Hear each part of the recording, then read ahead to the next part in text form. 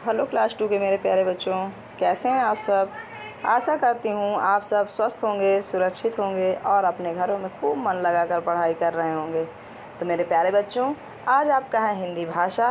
हिंदी भाषा में आपका है पार्ट 6, लिंग, जिसको हम कहते हैं लिंग। इंग्लिश में हम इसको जेंडर बोलते हैं। लिंग को इंग्लिश में क्या बोलते हैं? जेंडर। तो आइए मेरे प्यारे बच्चों, आज हम लोग पढ़ते हैं लिंग।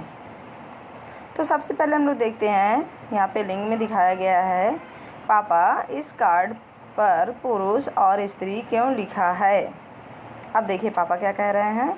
अरे बेटा, पुल्लिंग मतलब पुरुष और स्त्री मतलब औरत। जैसे मैं, तुम पुरुष हैं और मम्मी दादी क्या हैं? स्त्री हैं। नेक्स्ट देखिए, क्या टॉमी पुरुष है? क्या पूछ रहा है? क्या टॉमी पुरुष है? तब देखिए डैडी क्या कह रहे हैं, पापा, हाँ बेटा, टॉमी पुरुष और श्यामा गाय स्त्री है। अब देखिए बच्चों, आप समझ गए होंगे कि सभी प्राणियों में स्त्री और पुरुष होते हैं। जो शब्द हमें पुरुष या स्त्री होने का ज्ञान कराते हैं उसे हम क्या कहते हैं? वे क्या कहलाते हैं? लिंग कहलाते हैं। यहाँ पे प्रश्न हमारा बनता है कि लिंग किसे कहते हैं। तो यहाँ पे है, जो शब्द हमें पुरुष या स्त्री होने का ज्ञान कराते हैं उसे हम लिंग कहते हैं। लिंग 2 प्रकार के होते हैं, पहला स्त्रीलिंग, दूसरा पुल्लिंग। दूसरा क्वेश्चन क्या बनता है? दूसरा प्रश्न हमारा जो बनता है कि लिंग कितने प्रकार के होते हैं। तो यहाँ पे लिंग 2 प्रकार के होते हैं, स्त्रीलिंग और पुल्लिंग। तो आइए देखते हैं मेरे प्यारे बच्चों, जो शब्द हमें स्त्री होने का बोध कराए स्त्रीलिंग और जो पुरुष होने का बोध कराए पुल्लिंग कहलाते हैं। अब देखिए मेरे प्यारे बच्चों, यहाँ पे प्रश्न क्या बनता है कि स्त्रीलिंग किसे कहते हैं। तो जो शब्द हमें स्त्री होने का बोध कराए उसे हम क्या कहते हैं? स्त्रीलिंग कहते हैं। और नेक्स्ट क्वेश्चन बनता है, पुल्लिंग किसे कहते हैं। तो जो शब्द हमें पुरुष होने का ज्ञान बोध कराए उसे हम पुल्लिंग कहते हैं।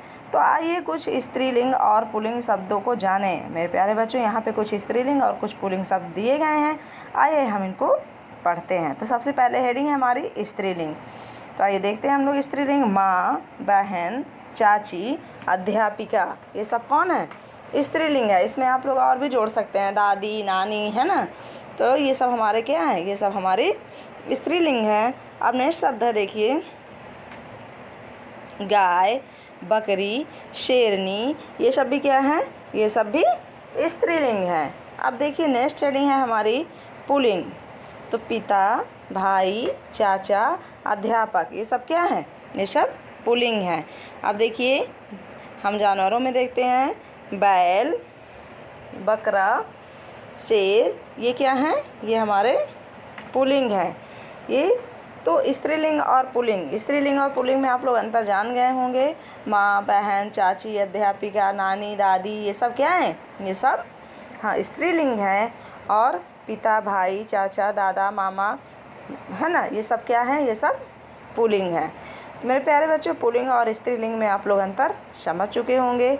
आइए देखते हैं हम नेक्स्ट पेज नंबर 38। तो पेज नंबर 38 में है हमारा, आइए कुछ और स्त्रीलिंग शब्दों के पुल्लिंग रूप को जानें। यहाँ पे कुछ स्त्रीलिंग के शब्द दिए गए हैं और उनके पुल्लिंग रूप के शब्द भी दिए गए हैं। तो आइए हम लोग देखते हैं। तो स्त्रीलिंग है गायिका। स्त्रीलिंग शब्द क्या है? गायिका।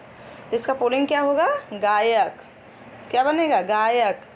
फिर स्त्रीलिंग है मालिन, तो पुल्लिंग क्या होगा? माली।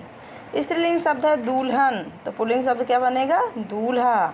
अब देखिए स्त्रीलिंग शब्द क्या है? कबूतरी, तो पुल्लिंग शब्द क्या बनेगा? कबूतर। मेरे प्यारे बच्चों, दूसरा स्त्रीलिंग शब्द क्या दिया है? हथनी, तो इसमें पुल्लिंग शब्द क्या बनेगा? हाथी। तो ये रहे कुछ स्त्रीलिंग और पुल्लिंग शब्द। अब आइए आगे देखते हैं हम लोग। तो आगे का जो शायद नेक्स्ट शब्द है रानी। रानी क्या है? स्त्रीलिंग है, तो पुल्लिंग क्या होगा? राजा। फिर है ताई, तो ताई क्या है? स्त्रीलिंग है, तो पुल्लिंग क्या होगा? ताऊ। फिर नेक्स्ट है देखिए आपका घोड़ी। स्त्रीलिंग है, तो पुल्लिंग क्या होगा? घोड़ा। फिर स्त्रीलिंग है बिल्ली, तो पुल्लिंग क्या होगा? बिलाव। फिर नेक्स्ट स्त्रीलिंग शब्द है चूहिया, तो पुल्लिंग शब्द क्या होगा? चूहा। तो मेरे प्यारे बच्चों, ये रहे आपके कुछ स्त्रीलिंग और पुल्लिंग शब्द। अब नीचे देखिए हेडिंग है हमारी, कुछ शब्द पुल्लिंग व स्त्रीलिंग के समान रहते हैं। जैसे सियार, इसमें सियार स्त्रीलिंग और पुल्लिंग दोनों सेम शब्द आते हैं। सियार, मच्छर, गिलहरी, ये सब स्त्रीलिंग और पुल्लिंग दोनों के एक ही नाम से बुलाए जाते हैं। मक्खी, तितली, भेड़, ये क्या है? ये स्त्रीलिंग भी हैं और पुल्लिंग भी हैं।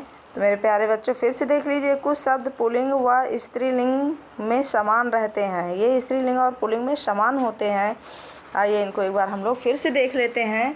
तो देखते हैं, सियार, मच्छर, गिलहरी, मक्खी, तितली, भेड़, तो ये क्या है? ये स्त्रीलिंग और पुल्लिंग में समान शब्द हैं। तो आइए देखते हैं हम लोग। नेक्स्ट पेज नंबर है हमारा 39। तो आइए देखते हैं 39 में। 39 समय है हमारा, इन वाक्यों को पढ़िए। अब देखिए कुछ यहाँ पे वाक्य दिए गए हैं, इन वाक्यों को हमें पढ़ना है। तो आइए देखते हैं। ईरा पढ़ाई कर रही है। ईरा पढ़ाई कर रही है। मोहित पढ़ाई कर रहा है।